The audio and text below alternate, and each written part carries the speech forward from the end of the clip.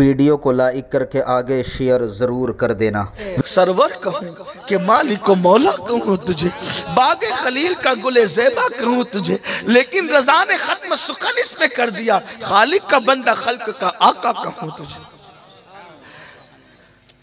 तो बात चली थी और वो दूर से निकल गई। अर्ज ये करना चाहता हूँ कि हुजूर अलैहिस्सलाम ने उनको सैयदुल अंसार का लक़ब दिया और उनके बारे में कहा कि इनकी रूह को देखकर अर्श झूमा। फिर सरकार ने कहा इसका जनाजा तैयार करो, हम खुद इसके जनाजे में शिरकत करेंगे। अब बताएं, जिसके जनाजे में जाने इबादत शिरकत करे, जिसके जनाजे में जाने दुआ शिरकत करे, जिसके जनाजे में जाने ईमान शिरकत करे, अरे नाम जनाजे पे पड़ जाए तो मैयत की मगफिरत हो जाती है। हुजूर जिस जनाजे में आ जाए उस जनाजे की शान क्या।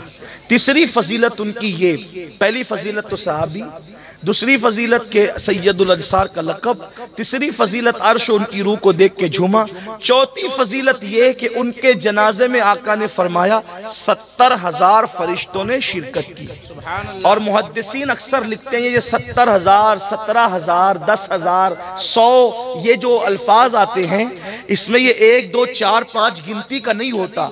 अक्सर मुहद्दिसीन का ये नजरिया है कि जिसमें 70 कहा जाए या 100 कहा जाए या 700 कहा जाए या 10 कहा जाए तो उसमें कसरत दिखाना मकसद होती है, गिनती बताना मकसद नहीं होती। तो उन मुहद्दिसीन के अल्फाज पर अगर इसकी तशरीह की जाए तो जैसे हम कहते हैं ना, मैंने तुझे 50 बार फोन किया तूने फोन नहीं उठाया, तो इसका मतलब गिन कर आपने 1, 2, 3, 4, 50 वाला नहीं, मतलब मैंने तुझे कसरत से फोन। 50 कहना मतलब 100 बार मैं तेरे घर आया तू मुझे मिला नहीं। अब यहाँ 100 मतलब कि 100 बार आप, ऐसा नहीं, कसरत बताना होता है। अब समझे आप, बात शारीन इस तरफ भी गए हैं और इस तरह की शरह करने वालों में बिलखुसूस इमाम कुस्तलानी और इमाम इब्नुल जौजी जैसे लोगों का नाम आता है कि इन्होंने कसरत का इस पर जो वो इतलाक किया। कसरत, आका फरमाते 70,000 लोग फरिश्तों ने उसके जनाजे में शिरकत, यानी कसरत से फरिश्तों ने शिरकत। ठीक, 4 फजीलत। 5वीं फजीलत ये कि हुजूर ने खुद शिरकत की। वल्लाह फरिश्तों का जनाजे में आना उतनी फजीलत न थी जितना हुजूर का जनाजे में आना फजीलत थी, क्योंकि अब किसी और के जनाजे में भी तो फरिश्ते आ सकते हैं, लेकिन ये शान के हुजूर जिसके जनाजे में आए, ये फजीलत खास है। लेकिन अब सुनो और दिल के कानों से सुनो, ईमान लगती बात सुनो। सुन्नियों बहुत गाफिल हो गए, बहुत गाफिल हो गए। नमाजों का हाल ये है कि जुमा में भी खुतबे के टाइम पहुंचते हैं, और गुरूर और घमंड का हाल ये है कि हम जन्नत में नहीं जाएंगे तो कौन जाएगा। मजमऊ ज़वाइद की रिवायत है, जन्नत लिखा कर नहीं लाए हो। अल्लाह के रसूल सल्लल्लाहु अलैहि वसल्लम फरमाते हैं जो अपने आप को कतई और यकीनी तौर पे जन्नती समझे, मैं मोहम्मद ऐलान करता हूं कि वो जहन्नमी है। जिनको जन्नत की बशारतें दी गई वो मुसल्ले पे रोते, जिनके बिस्तर पे कुरान नाजिल हुआ वो मुसल्ले पे रोते, और जिनके को कलमे का के सही तलफ्फुज याद नहीं है वो मगरूर है कि हम जन्नत में न जाएंगे तो कौन जाएगा। किस बला की मैं से है सरशार हम, दिन ढला होते नहीं होशियार हम। आओ सुनियो, अल्लाह की बारगाह में पलटो, हुर्मत वाला महीना शुरू हो गया है, माह रजब का महीना शुरू हो गया। डरो अल्लाह से, पलटो अल्लाह की तरफ, रुजू करो अल्लाह की तरफ। साद रदी अल्लाह ताला के जनाजे में हुजूर ने शिरकत की। अल मुख्तसर, ये हजरत साद को कब्र में रख दिया गया, हज़रत साद को कब्र में रख दिया गया, मिट्टी बराबर कर दी गई। सहाबा बैठ गए, अल्लाह के रसूल कब्र पर खड़े रहे। हुजूर अलैहिस्सलाम कब्र पर खड़े थे। खड़े खड़े सहाबा ने देखा हुजूर अलैहिस्सलाम के चेहरे पर कुछ अफसुर्दगी के और बज़ाहिर गम के आसार जाहिर हुए। चूंकि सहाबा की आदत थी वो हुजूर ही को देखते रहते थे, तो जब देखा कि हुजूर के चेहरे पर बज़ाहिर परेशानी के आसार हैं, साहबा भी परेशान हो गए। साहबा कहते फिर हुजूर ने कहा अल्लाहु अकबर, अल्लाहु अकबर, सुभान अल्लाह, सुभान अल्लाह, अल्लाहु अकबर, अल्लाहु अकबर। हुजूर ने तस्बीह पढ़ी, तकबीर पढ़ी, अल्लाह की हम्द की। फिर थोड़ी देर गुजरी थी कि हुजूर अलैहिस्सलाम का चेहरा खुशी से खिल उठा। पहले चेहरे पे अफसुर्दगी, फिर चेहरा खिल उठा। अगर माएं और बहनें मौजूद है तो उनकी भी तवज्जो। पहले चेहरे पे अफसुर्दगी, उसके बाद चेहरा खिल उठा। साहबा ने पूछा, आका हमारे माँ बाप आप पे कुर्बान या रसूल अल्लाह, हमने देखा कि आपके चेहरे पर सात की कब्र पर जब आप खड़े थे तो अफसुर्दगी के आसार थे, फिर चेहरा खिल उठा। अब मेरे आका ने क्या जवाब दिया सुने, ये छठी फजीलत। फरमाया तुम्हारे इस नेक भाई पर, यानी हुजूर जिसको नेक कह दे, मौजज़ा मेरे नबी का कह दिया तो हो गया, आपने कतरे को दरिया कह दिया तो हो गया। हुजूर जिसको नेक कह दे, अब उसके नेक होने में कोई शक नहीं है। जो उनके नेक होने में शक करे, अब मुझे उसके नेक होने में शक है, चाहे वो कितना ही नेक कहलाता हो। हुजूर ने कहा तुम्हारे इस नेक भाई पर, ये नेक हुजूर कह रहे हैं। और दूसरी बात, तुम्हारे इस नेक भाई पे कब्र तंग हो गई थी और कब्र इसको चारों तरफ से दबाने लगी थी। अब सुनियो, थोड़ा एहसास करना, सैयदुल अंसार, रूह के आने पे अर्श का झूमना, हुजूर का जनाजे में शरीक होना, फरिश्तों का आना, हुजूर का नेक कहना, और कैफियत क्या, सिर्फ तालीम उम्मत के लिए, तालीम उम्मत के लिए बात बताई गई। किसकी बात हो रही है?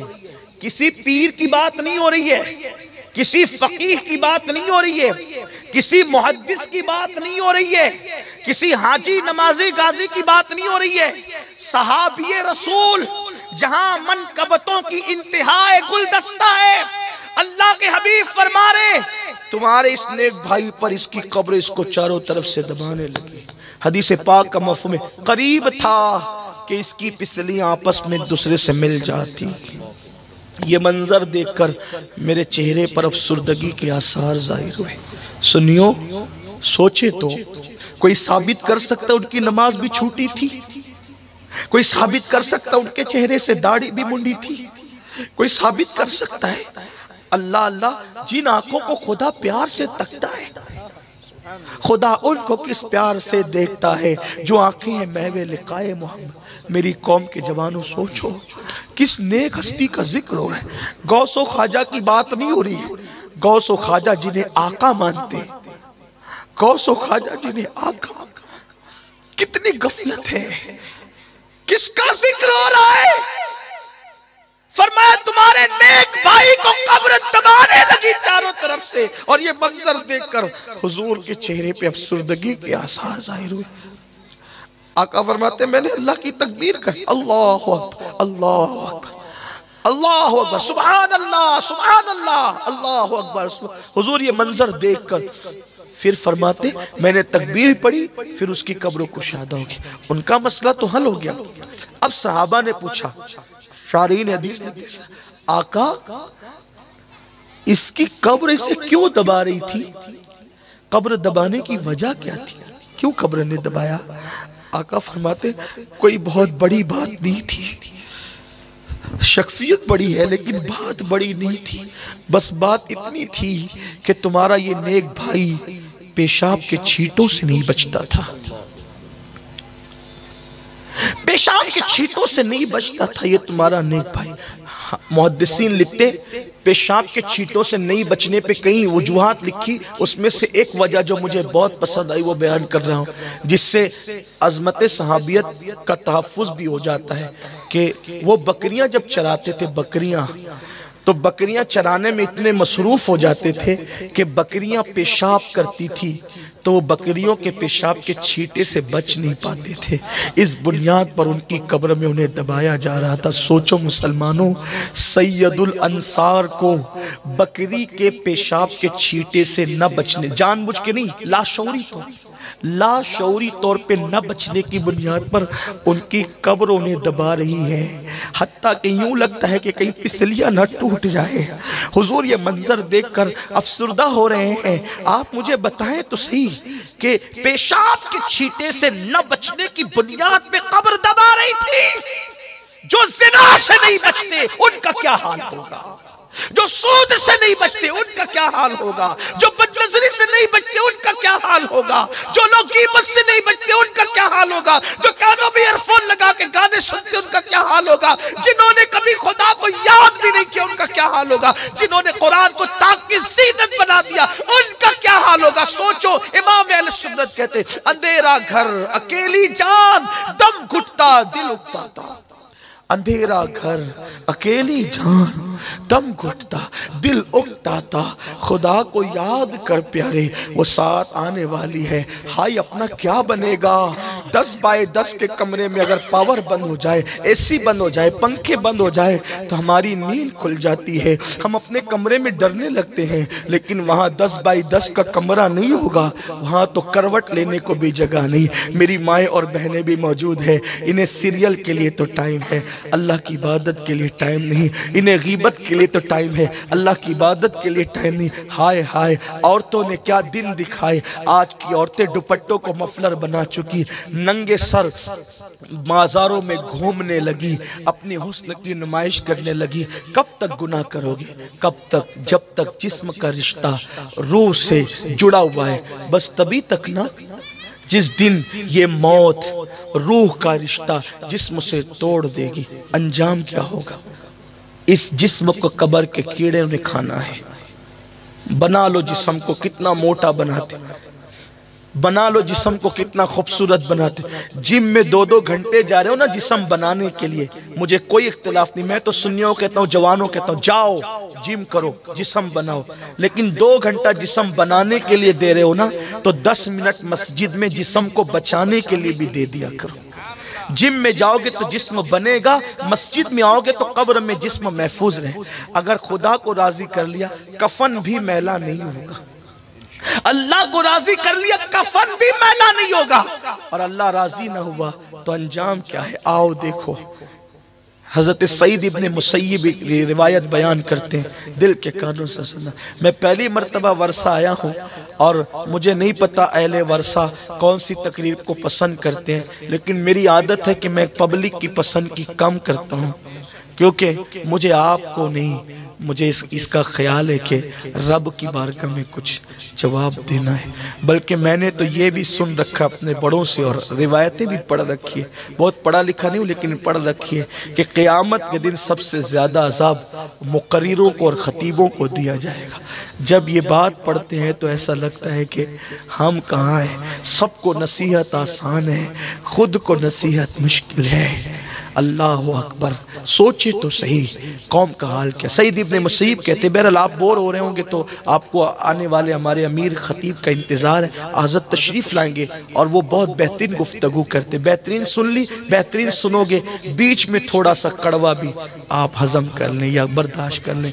मैं समझूंगा कि अहले वर्षा ने बड़ी मोहब्बत दी।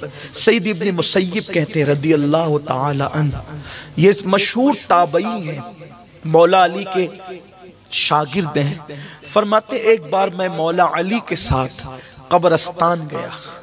हम भी जाते कब्रस्तान, इधर से खिलखिलाते गए, उधर से खिलखिलाते निकल गए। प्लाट की बात कब्रस्तान में होती है, दुकानों की बात कब्रस्तान में होती है, रिश्तों की बात कब्रस्तान में होती है। अब तो कब्रस्तान में खाना पीना भी होता है। ये हालत है। और कब्रस्तान हुजूर जाते थे तो क्या हाल होता था, थोड़ा सा उस पे नजर कर। हजरत अबू हुरैरा कहते मैं हुजूर के साथ एक जनाजे में गया तो जनाजा रख दिया गया, तो हुजूर अलैहिस्सलाम बैठ गए और बैठे बैठे कब्र को देखते थे और मैयत को उतारते हुए देखते थे। हुजूर इतना रोए कि दाढ़ी आंसुओं से भर गई और मिट्टी जो जमीन में थी वो भी तर हो गई, कीचड़ हो गया वहां। हमने कहा आका क्यों रो रहे? फरमाया कब्र को याद करके रो रहा, जिसके आने से कब्र जन्नत के बागों में से बाग बनती, वो हुजूर कब्र को देखकर रो रहे। कुछ तो होगा कब्र में। तालीब उम्मत को तालीम देना मकसद है।